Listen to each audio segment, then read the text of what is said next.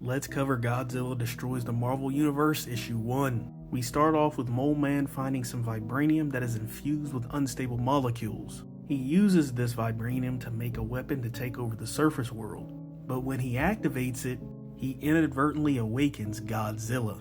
Jumping over to the Fantastic Four, they are detecting disturbances underneath the Earth's crust. It's moving quickly to the Earth's surface, and that's when it emerges. A big bad Celestial. Now Reed knew this Celestial was there, but it wasn't supposed to hatch for another million years. That's when they see Mole Man pleading for help, but it's not from the Celestial, it's from Godzilla.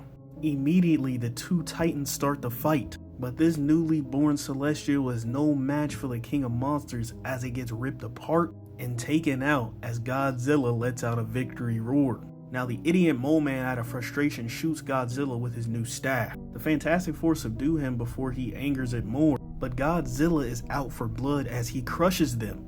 Luckily, Sue's bubble was able to save them all as Reed sends out an emergency call for the Avengers and X-Men. Now the Avengers are the only one to show up on the scene because the X-Men are off-world. They immediately have Quicksilver evacuate every civilian in the surrounding area as Godzilla continues his rampage through Manhattan. That's when Thor arrives. He was late because he had another threat that he had to take care of. But with one simple tail swipe, Thor is sent to space and is incapacitated. So Black Panther heads to Reed to examine the staff. The vibranium in the staff was made over tens of thousands of years due to high pressure, and its energy frequency seems to disrupt Godzilla. So while Reed is trying to think of a way to take out Godzilla, and the thing is distracting it, Cap tries to grab its attention to get it to go back in the water. But with one roar in the sky, Godzilla begins to charge a blast and hits Cap directly with it.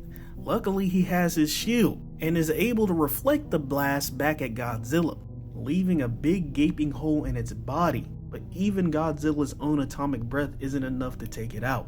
That's when we find out about Reed's plan.